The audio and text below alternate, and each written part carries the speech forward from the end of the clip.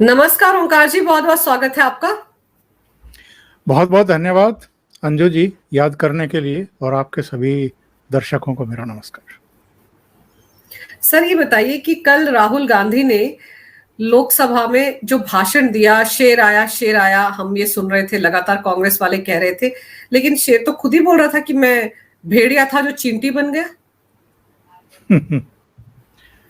Rahul Gandhi actual में ना खुद को सीरियसली लेते हैं, ना कांग्रेस को लेते हैं, ना अपने सहयोगियों को लेते हैं, ना अपने खानदान में जो इनसे पहले हुए हैं, इंक्लूडिंग इनके पिताजी जो प्रधानमंत्री रहे, इनकी दादी जो प्रधानमंत्री रही, जो इनके परनाना थे वो प्रधानमंत्री रहे, ये किसी को सीरियसली नहीं लेते। ये ना जब मनमोहन सिंह प्रधानमंत्री थे उनको सीरियसली लेते थे। जब वो अमेरिका की यात्रा पर थे तो ये प्रेस क्लब ऑफ इंडिया में क्या कर रहे थे, अजय माकन के साथ लालू को बचाने के लिए जो अध्यादेश लेकर के आई थी मनमोहन सरकार, उसको ये कह रहे थे कि इसको फाड़ करके रद्दी की टोकरी में फेंक देना चाहिए। तो इन्होंने कभी अपने ही प्रधानमंत्री का सम्मान नहीं किया, तो ये दूसरे दलों के प्रधानमंत्रियों का तो क्या सम्मान करना सीखेंगे। इनको एक्चुअल में बेसिकली पता नहीं कौन सी संस्कृति में पले बढ़े हैं। इनको भारतीय संस्कृति की समझ नहीं है, परंपराओं की, मूल्यों की, नैतिकता की, जो रिश्तों की मिठास होती है उसकी भी समझ नहीं है। एक दूसरे को कैसे सम्मान दिया जाता है इसका भी पता नहीं है, और जो संसदीय हमारी बहुत समृद्धशाली परंपराएं रही हैं उसका भी ज्ञान नहीं है। मुझे याद है अंजू जी, अटल बिहारी वाजपेयी प्रधानमंत्री थे, मैं अमर उजाला की तरफ से लोकसभा कवर करता था, एआईसीसी भी करता था, कांग्रेस भी करता था, होम मिनिस्ट्री और कुछ दूसरे भी डिपार्टमेंट मेरे पास थे। तो लोकसभा में जब मैं कवरेज के लिए जाता था और ऊपर प्रेस गैलरी में बैठता था अन्य संवाददाताओं के साथ, तो अटल जी जब बोल रहे होते थे और बीच में चंद्रशेखर को, सोमनाथ चटर्जी को या किसी और सीनियर नेता को कुछ कहना होता था और वो जैसे ही खड़े होते थे अटल जी 1 सेकंड लगाते थे, नीचे बैठ जाते थे। वो जब अपनी बात खत्म कर लेते थे अटल जी का भाषण फिर शुरू हो जाता था। लेकिन जब अटल जी बोलते थे तो पूरे सदन में एक तरीके से पिन ड्रॉप साइलेंस हुआ करता था। 2003 और 4 में आकर के सोनिया गांधी की सरपरस्ती में वो पिन ड्रॉप साइलेंस जो है भंग हुआ और इन्होंने राजनीति करनी शुरू की थी। और उसके बहुत सारे वीडियो आपको मिल जाएंगे, दर्शकों को मिल जाएंगे कि अटल बिहारी वाजपेयी कम से कम एक मौका ऐसा था जब सोनिया गांधी द्वारा यूज किए गए कुछ शब्दों पर बहुत ज्यादा नाराज हो गए थे।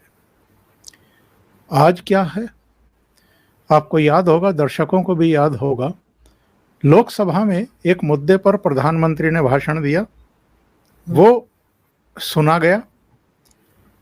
उस भाषण में इन्होंने ठीक तरीके से हमेशा की तरह कांग्रेस की धुलाई की, लेकिन जब राज्यसभा में उन्होंने, शायद राष्ट्रपति के अभिभाषण पर धन्यवाद प्रस्ताव पर चर्चा हो रही थी और उसका जवाब देना था प्राइम मिनिस्टर को, राज्यसभा में उनके पूरे भाषण के दौरान ये लोग नारेबाजी करते रहे।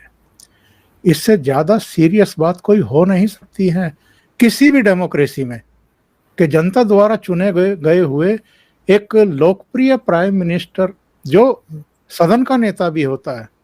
ठीक है, राज्यसभा में सदन के नेता दूसरे हैं क्योंकि वो राज्यसभा के सदस्य नहीं हैं, लेकिन देश के प्रधानमंत्री तो हैं। देश की जनता को तो उनको सुनने का, आबाद गति से बिना किसी बाधा के सुनने का हक है। लेकिन ये लोग क्या करते रहे हैं और ये किसके इशारे पर होता रहा है? सिर्फ और सिर्फ राहुल गांधी के इशारे पर। तो इधर के सालों में अगर हम ये डिक्लाइन देख रहे हैं, ये संसद के प्रति जो अशिष्टता देख रहे हैं, जो उद्दंडता और जो स्वच्छंदता देख रहे हैं, ये हाल के वर्षों में ही शुरू हुई है। इससे पहले इस तरह की हरकतें पार्लियामेंट में नहीं होती थी। सर, और इसके अलावा जो फ्लाइंग किस वाला मामला हुआ है, भले ही ये कहा जा रहा है कि वो महिला सांसदों की तरफ नहीं किया गया था, चेयर की तरफ इशारा करके किया गया था, लेकिन उसके बावजूद सदन के अंदर इस तरह की हरकतें की ही क्यों जाए? आज से ठीक 5 साल पहले 2018 में जुलाई में ही अविश्वास प्रस्ताव आया था मोदी सरकार के खिलाफ, जो उनकी पहली सरकार थी जी। उसमें भी राहुल गांधी ने करीब 42 मिनट का भाषण दिया था और भाषण देने के बाद बहुत ड्रामेटिक अंदाज में ये अपनी चेयर से चल कर के प्राइम मिनिस्टर की चेयर पर पहुंचे थे और इन्होंने ऐसे ऐसे करके के उठो उठो प्राइम मिनिस्टर को उठाने की कोशिश की थी। प्राइम मिनिस्टर तो प्राइम मिनिस्टर हैं, नहीं उठे, तो ये उनके गले पड़ गए थे। और इसके बाद वहां से ये वापस अपनी चेयर पर जाकर बैठे और वहां इनके पड़ोस में जो कोई मेंबर ऑफ पार्लियामेंट बैठा था उसकी तरफ इन्होंने आंख मारी शरारत के अंदाज में कि देखो मैंने 42 मिनट तक इनको धोया, इनके खिलाफ बोलता रहा खड़ा होकर के, इसके बाद मैंने गले मिलने का या गले पड़ने का नाटक कर दिया, एक संदेश देने की कोशिश की पूरे देश में कि हम तो बहुत प्यार करते हैं, हम नरेंद्र मोदी का बहुत सम्मान करते हैं।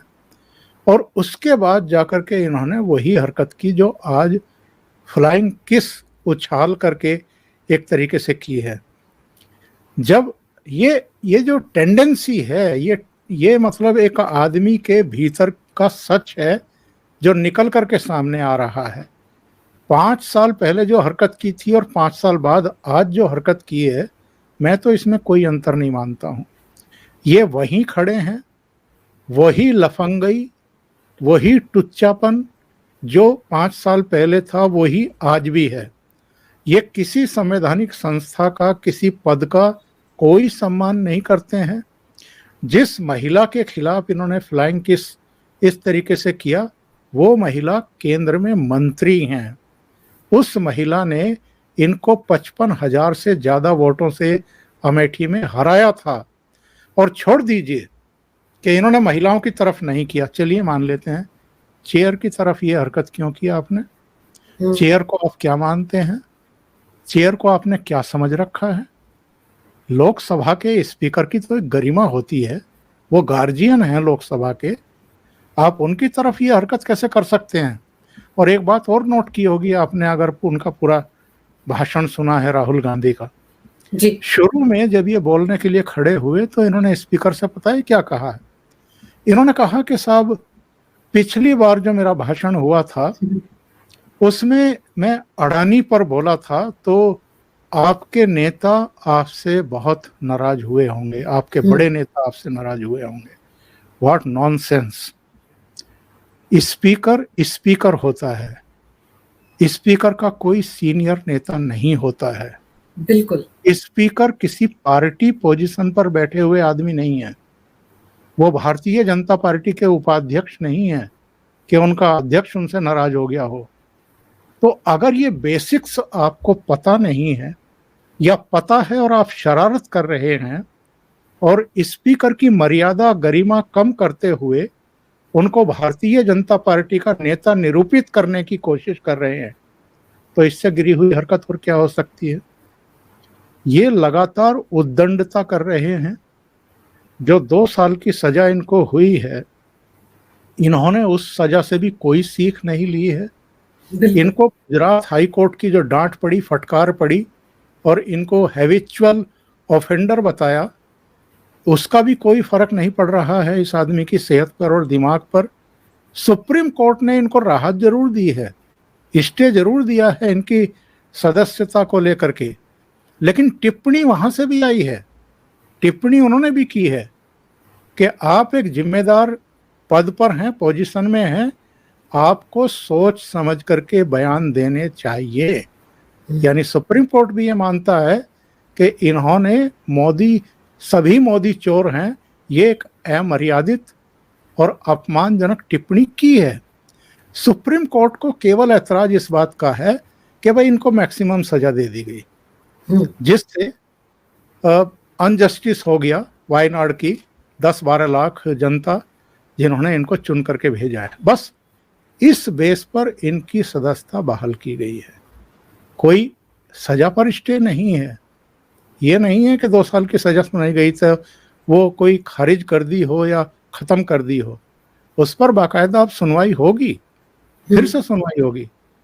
जो सेशन कोर्ट है या जो ट्रायल कोर्ट है वो फिर से सुनवाई करेगा। उसको लगेगा कि 2 साल की सजा ही ठीक है, वो उसको जारी रखेगा। फिर उसको ये हाई कोर्ट में चैलेंज करेंगे। हाई कोर्ट ने भी अगर बरकरार रखा तो फिर सुप्रीम कोर्ट आएंगे ये। तो अभी इनको ये समझना पड़ेगा, समझना चाहिए। मुझे लगता है कि कांग्रेस में अब ये किसी की नहीं सुनते हैं। ये एक ला इलाज बीमारी है। कांग्रेस पार्टी का भट्टा बैठाने में लगे हुए हैं। कांग्रेस के प्रति थोड़ा बहुत अगर किसी के मन में कोई भ्रम बचा हुआ है तो ये उसको भी तोड़ने में लगे हुए हैं। लेकिन सर, ताज्जुब की बात यह है कि शायद 37 या 38 मिनट तक ये आज सदन में बोले हैं, लेकिन उसके बाद आप ये देखिए कि मणिपुर पर कितनी जल्दी जल्दी बोलते चले गए। और मणिपुर पर उन्होंने क्या बोला? भारत माता की हत्या हो गई वहां पर। आज तक ये लोग लोकतंत्र की हत्या, संविधान की हत्या, इस तरह की बातें करते थे, लेकिन अभी सीधे भारत माता तक पहुंच गए। क्योंकि भारतीय जनता पार्टी और आरएसएस जो है ये भारत को भारत माता कहते आ रहे हैं, तो इसलिए ये यहाँ भी व्यंग कर रहे हैं। यहाँ भी जनता को ये बताने की कोशिश कर रहे हैं कि भारतीय जनता पार्टी और आरएसएस और उसके जितने भी अनुसांगिक संगठन हैं, बजरंग दल से लेकर के विश्व हिंदू परिषद और जितने भी हैं, वो सब चूंकि भारत को भारत माता कह करके पुकारते हैं, तो उस भारत माता की इन लोगों ने मणिपुर में हत्या कर दी। अब अंजू जी, मैं क्या टिप्पणी करूं इनकी इस हरकत पर भी कि जब ये बात ये कर रहे थे तो इनके जो पीछे बैठे हुए लोग थे, जो इनके चाटुकार हैं, वो मेजे थपथपा रहे थे। हाँ। और सही कहा स्मृति ईरानी ने कि आप कहते हैं कि भारत माता की मणिपुर में हत्या हो गई और आपके पीछे बैठे हुए लोग तालियां बजा रहे हैं। मतलब भारत माता की अगर हत्या हो गई जो इनकी दृष्टि में, तो आप तालियां बजाएंगे, खुशियां मनाएंगे। और ये कोई पहला काम और पहला कारनामा इन्होंने नहीं किया है। आप जरा याद करिए, जब कोविड काल हुआ था और पूरी दुनिया की अर्थव्यवस्थाएं चौपट हो रही थी, मतलब पटरी से उतर रही थी, तो इन्होंने क्या काम किया था कि जो तथाकथित आर्थिक विशेषज्ञ हैं उनके साथ इंटरव्यूज की एक सीरीज शुरू की थी। और ये एक विदेशी पूंजी निवेशकों में भारत को लेकर के एक भ्रम, एक असुरक्षा का भाव पैदा करना चाहते थे। राष्ट्रीय अंतर्राष्ट्रीय स्तर पर चैनलों पर वो इन्होंने प्रसारित किया था, करवाया था। और यहाँ के भी जो आपके जो छोटे लघु सीमांत उद्योगों के मालिक हैं, उनमें भी एक असुरक्षा का भाव पैदा हो, ये करने की कोशिश की थी। इन्होंने कई बयान दिए थे और दिलवाए थे। इन्होंने कहा था कि आर्थिक सुनामी आने वाली है भारत में और बहुत बड़े पैमाने पर लोगों के रोजगार छिन जाएंगे। यानी लगातार लोगों को भ्रमित करना, एक ऐसा माहौल समाज में और देश में पैदा करने की कोशिश करना कि लोगों को लगे कि अरे हमने 2019 में 2014 में किस सरकार को चुन लिया। राहुल जी तो बता रहे हैं कि बहुत बुरा दौर आने वाला है। क्या हुआ? इस कोविड काल से निकलने के बाद कितनी तेज गति से हमारी अर्थव्यवस्था आगे बढ़ी और आज हम विश्व की 5वीं बड़ी अर्थव्यवस्था बन गए। इन्होंने कोविड को लेकर के भी लोगों को बहुत डराया था, एक ऐसा वातावरण बनाने की कोशिश की थी कि जैसे बहुत बड़ी तबाही आने वाली है और नरेंद्र मोदी प्रधानमंत्री हैं तो बस समझिए कि कोई बचेगा नहीं। राहुल गांधी हों, अखिलेश यादव हों, इन्होंने वैक्सीन के बारे में किस तरह का भ्रम पैदा करने की कोशिश की थी, कोई भूल सकता है क्या?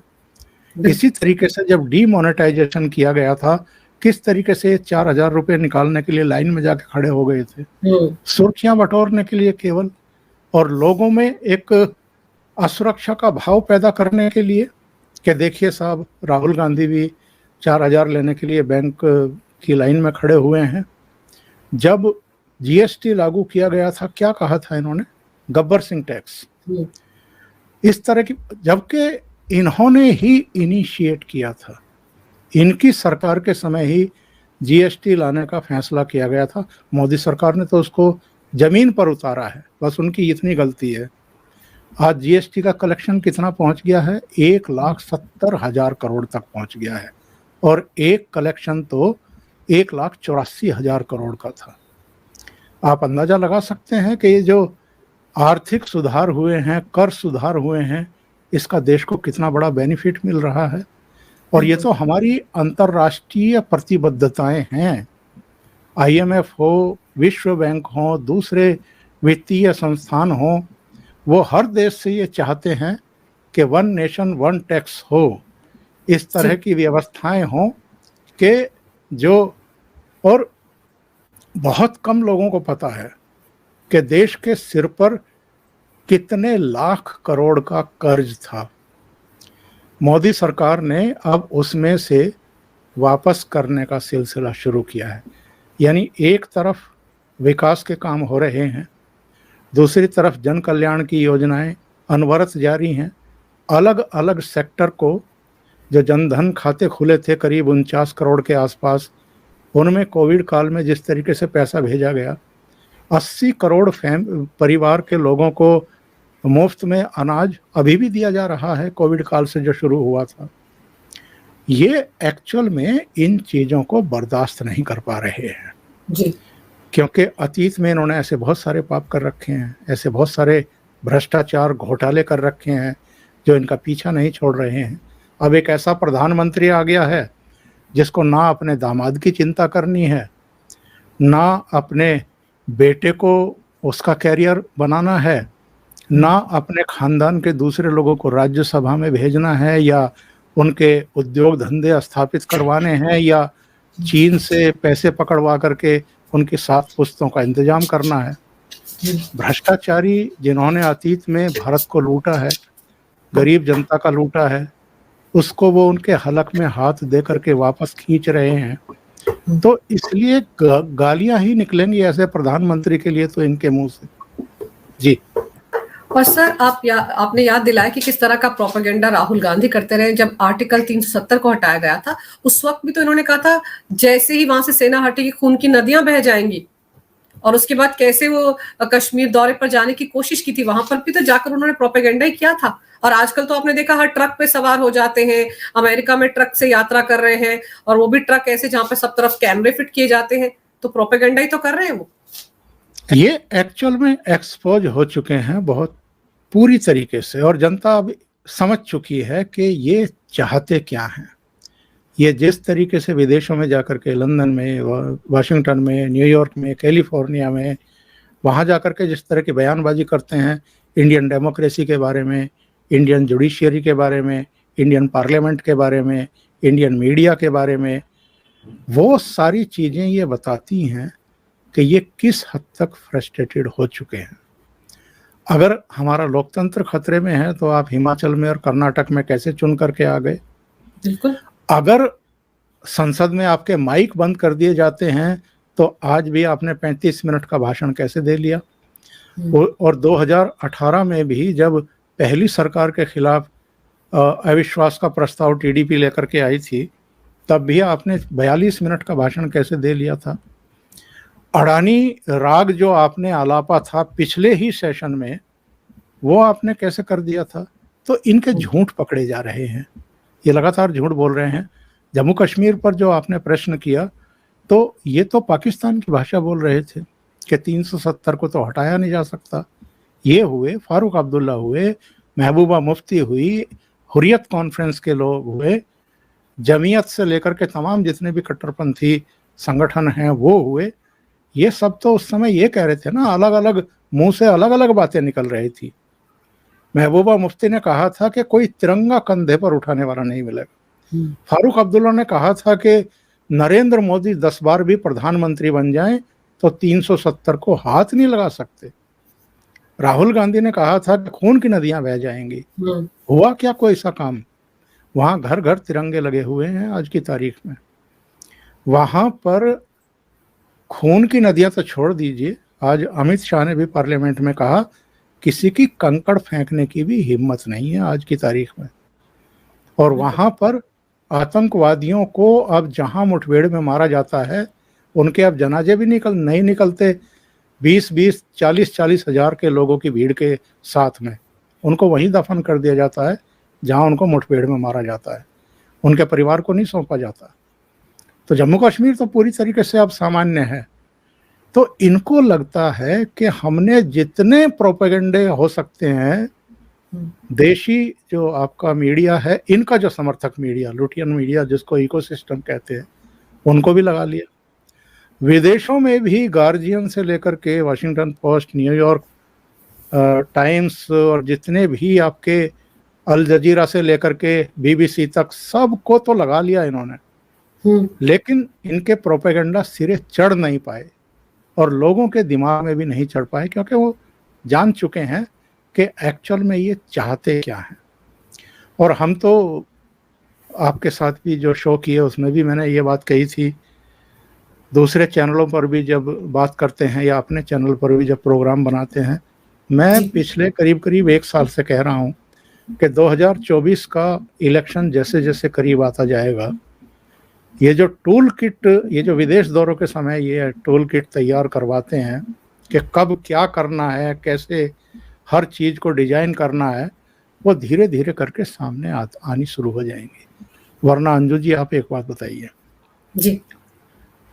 3-4 मई को मणिपुर में हिंसा शुरू हुई थी। 4 मई को उन बदनसीब 2 महिलाओं के साथ वो बहुत ही शर्मनाक हरकत हुई थी। उनको निवस्त्र करना, उनके साथ रेप करना, उसका वीडियो बनवाया गया, वीडियो छिपा करके रखा गया। 74 दिन बाद उस वीडियो को जारी किया गया, जब मानसून सत्र शुरू होने वाला था उसके 1 दिन पहले। इस पूरे मामले की अगर ठीक से जांच हो गई ना, तो बहुतों के चेहरे बेनकाब हो जाएंगे। आप इससे शर्मनाक हरकत कोई कर सकते हैं क्या? किसी महिला की असमत के साथ, उसकी इज्जत के साथ आप खिलवाड़ कर रहे हैं। अगर किसी ने उस शर्मनाक वारदात की वीडियोग्राफी की भी थी तो उसका दायित्व तो क्या बनता था? या अगर किसी ने कराई थी पार्लियामेंट सेशन को बर्बाद करने के लिए, तो उसकी प्राथमिक जिम्मेदारी क्या थी? वो उस वीडियो को तत्काल वहां के डीजीपी के हवाले करते और ये बताते कि साहब इस महिला के साथ जो है बहुत दरिंदगी हुई है, 8-9 दरिंदों ने ये सब किया है, और वो उसी समय गिरफ्तार कर लिए जाते हैं। लेकिन आपने 2 महीने से ज़्यादा समय तक उसको दबा करके रखा। और सर यही बात तो सर अमित शाह भी तो यही बात कह रहे थे ना कि अगर 4 तारीख का ये वीडियो था, उसी दिन अगर ये पुलिस के पास पहुंच जाता तो उसी दिन वो लोग गिरफ्तार हो जाते जिनको अब पहचान कर गिरफ्तार किया जा रहा है। यही बात तो वो कह रहे थे। बिल्कुल सही कह रहे थे, बिल्कुल सही कह रहे थे। तो इन सब हरकतों से, इन सब घटनाओं से ये पता चलता है कि एक्चुअल में राष्ट्रहित, समाज में सद्भावना, शांति, समन्वय, संवाद की स्थिति रहे, एक दूसरे का सम्मान किया जाए, ये इनके एजेंडे में है ही नहीं। ये आप अलग अलग मुद्दों पर इनके ट्वीट देख लीजिए, इनके बयान देख लीजिए, इनकी प्रेस कॉन्फ्रेंस सुन लीजिए, संसद के भीतर इनका आचरण देख लीजिए। ये सिर्फ और सिर्फ चीजों को फैलाने में लगे हुए हैं, सरकार को बदनाम करने में लगे हुए हैं। मतलब राष्ट्र के प्रति, समाज के प्रति आपकी कोई जिम्मेदारी है या नहीं है? और एक तरफ प्राइम मिनिस्टर है जिसके बारे में अमित शाह ने भी कहा कि 24 में से 17 घंटे काम करते रहते हैं, कोई छुट्टी ही नहीं लेते हैं, कहीं तफरी करने के लिए ही नहीं जाते हैं। और दूसरी तरफ ये है, वो राष्ट्र निर्माण में लगे हुए हैं और वो जो काम कर रहे हैं वो धीरे धीरे पब्लिक के और देश के सामने आ रहा है, विदेश के सामने भी आ रहा है। अभी प्रगति मैदान में जो ये आपका एग्जीबिशन कम जो आपका ये सेंटर मंडपम बना, जहाँ पे उन्होंने उद्घाटन किया है विश्व G20 स्तर का जो बना है, वो कितना भव्य है। बिल्कुल। इसी तरीके से नई पार्लियामेंट कितनी भव्य तैयार की गई है। अभी मैं एक मंत्रालय में गया था पिछले दिनों, मुझे जाने का मौका मिला।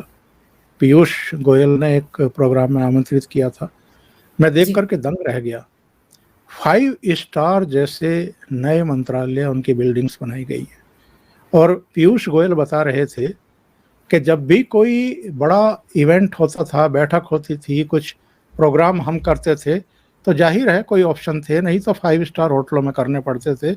और एक इवेंट पर 35 से 40 लाख रुपया खर्च होता था। आज वैसे ही हमने हॉल और दूसरी चीजें तैयार करवा ली हैं मिनिस्ट्रीज के भीतर ही। यानी अब 5 स्टार होटल में 40 लाख रुपया खर्च करने की जरूरत नहीं है। 5-7 लाख रुपए में आप वही इवेंट आराम से अपनी मिनिस्ट्री में कर सकते हैं, और ये हर मिनिस्ट्री में कराया गया है जी।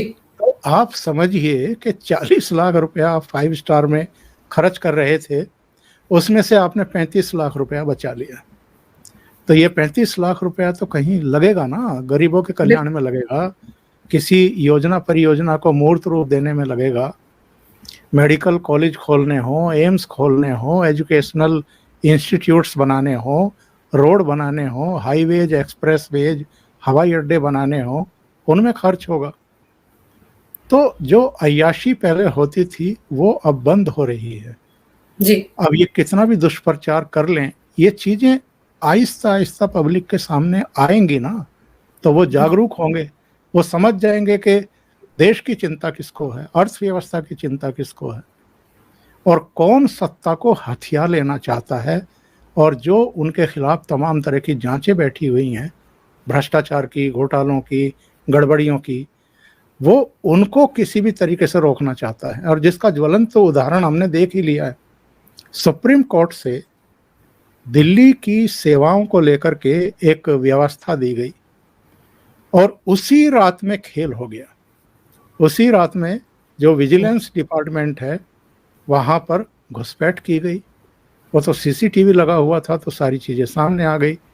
वहां फाइलें इधर उधर करने की कोशिश की गई, 60 फाइलों की जीरोक्स कॉपी की गई और वो सारी भ्रष्टाचार से जुड़ी हुई फाइलें थी। तो ये जितना भी जमावड़ा है, जितना भी झुंड है, ये ज्यादातर ऐसे ही चेहरों का, ऐसे ही दलों का, ऐसे ही नेताओं का है। तो उनकी प्रवृत्ति क्या है, उनकी मंशा क्या है, वो सारा कुछ समझ में आता है। तो जो कुछ ये कर रहे हैं वो ऐसा नहीं है कि देश की जनता समझ नहीं पा रही है।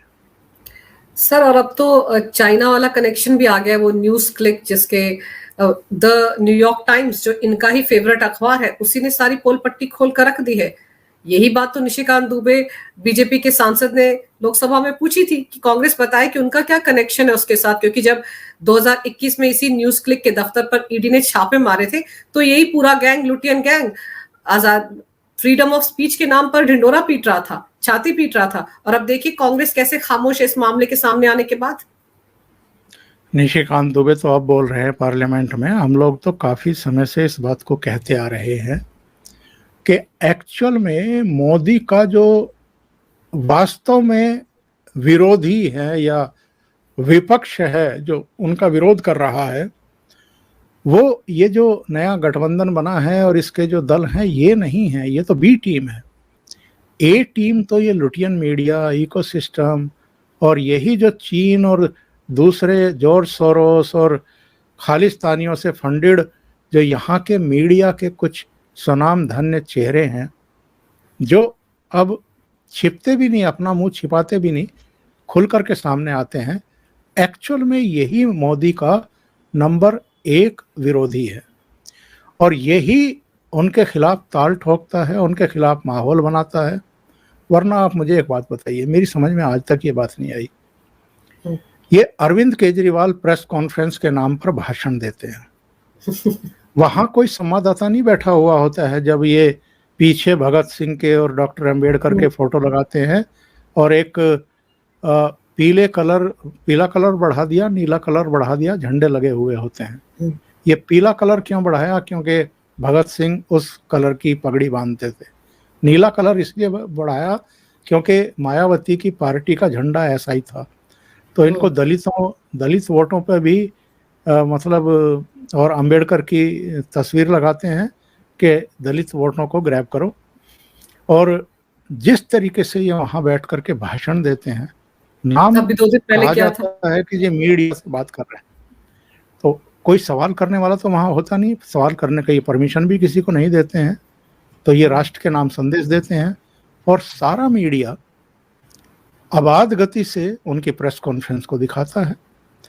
तो ऐसा मीडिया मैनेजमेंट आपने कहीं देखा है कि एक शहरनुमा प्रदेश, जो पूरा प्रदेश भी नहीं है, जो राष्ट्रीय राजधानी क्षेत्र में बना हुआ है और जिसको सारी पावर भी नहीं है, ऐसे शहरनुमा स्टेट का कोई चीफ मिनिस्टर, इस देश में तो 30 से ज़्यादा स्टेट है ना, 30 से ज़्यादा मुख्यमंत्री भी हैं। कितने मुख्यमंत्रियों को इस तरीके से प्रेस कॉन्फ्रेंस आबाद गति से उनको प्रसारित किया जाता है? ये तो अकेले सज्जन हैं जो आबाद गति से जिनकी प्रेस कॉन्फ्रेंस दिखाई जाती है। क्यों दिखाई जाती है? क्योंकि मीडिया मैनेजमेंट है। तो ये जो पैसा है, ये जो स्रोत हैं, इनकी पहचान धीरे धीरे एक्चुअल में हो रही है। ये न्यूज़ क्लिक वाला मामला भी ऐसा ही है। अभी तो बहुत सारे खुलासे होने हैं। द वायर से लेकर के जितने भी ये इस तरह के वामपंथी एजेंडा चलाने वाले और कांग्रेस के लिए अभी से कई बार वैसे तो ये शहनाई की धुन निकाल चुके हैं कि और फिर 2024 में राहुल गांधी को चेहरा बांध करके घोड़े पर चढ़ाने की कोशिश है इन सब की मिल करके। तो ये अपनी हरकतों से और प्रयासों से, और अब तो चूंकि खुलासे हो रहे हैं, अब तो ये नया सवाल ये पूछ रहे हैं कि जी अभी तक आपको न्यूयॉर्क टाइम्स पर भरोसा नहीं था, अब आप लोग न्यूयॉर्क टाइम्स की रिपोर्ट पर क्यों भरोसा? मतलब इनको इस बात पर भी ऐतराज है। ये चाहते हैं कि अब विदेशी अखबारों में छपी हुई सामग्री पर, इंफॉर्मेशन पर भी हम लोग जो है भरोसा ना करें। तो आप इनकी नंगई देखिए और किस हद तक ये जाकर के इन चीज़ों को नॉन सीरियस तरीके से दबाने की और डाइवर्ट करने की कोशिश करते हैं। क्योंकि सर यही लोग तो पैसे लेकर एजेंडाधारी रिपोर्टें तैयार करके इन्हीं अखबारों में छपवाते हैं, इन्हीं विदेशी अखबारों में। तो पहली बार उन्होंने, उस अखबार ने इनकी पोल पट्टी खोली है, तो अब ये किस मुंह से उसको एक्सेप्ट करें? उसकी तो क्रेडिबिलिटी पर भी सवाल नहीं उठा सकते। क्योंकि जब कोई, आपको याद होगा, आम आदमी पार्टी ने एक बहुत बड़ा 2 पन्नों का बोला था कि आर्टिकल छपा था कि मनीष सिसोदिया दुनिया के सबसे अच्छे शिक्षा मंत्री हैं। फिर उसके बाद पता चला था कि वो एड था, और फिर उसको लेकर कितना ढिंडोरा पीटा था अरविंद केजरीवाल ने। वो सुकेश चंद्रशेखर के पैसे से वो एड छपवाया गया था। तो ये सारी जमात तो ऐसी जो कि वहां पर कोई खबर छपे तो उसका ढिंडोरा कैसे पीटती है? अब किस मुंह से कहे कि उनकी पोल पट्टी भी उसी अखबार ने खोल दी? वही मैं मीडिया मैनेजमेंट की बात कर रहा हूं कि केवल हिंदुस्तान के भीतर नहीं, हिंदुस्तान के बाहर भी ये इस तरह के कारनामे कर रहे हैं और एक्सपोज हो जा रहे हैं।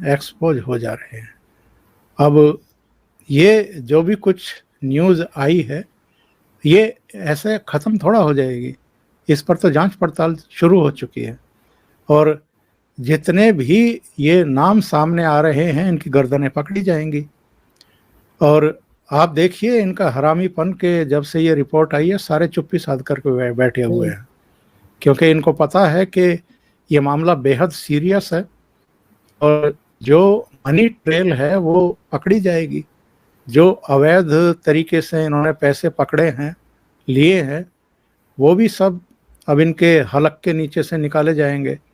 तो ये धीरे धीरे होगा अंजू जी, इंतजार करते हैं, ये सारे एक्सपोज होने हैं। बिल्कुल सर, धीरे-धीरे होगा और कांग्रेस की क्या भूमिका रही, क्योंकि बार-बार तो यही सवाल उठता है ना, 2008 में वो एमओयू जिस पर राहुल गांधी ने दस्तखत किए थे चाइना में जाकर, उसमें क्या कुछ लिखा है? तो धीरे-धीरे होगा, लेकिन ये मनी ट्रेल और कहाँ से पैसा आ रहा है, कहाँ-कहाँ बंदर बांट हो रही है, सारे खुलासे होंगे। लेकिन अभी आपने मेरे लिए वक़्त निकाला और इस मुद्दे पर जो अहम जानकारी मेरे दर्शकों को दी है ओंकार जी, उसके लिए आपका बहुत-बहुत धन्यवाद। आपका भी नमस्कार। धन्यवाद। नमस्कार।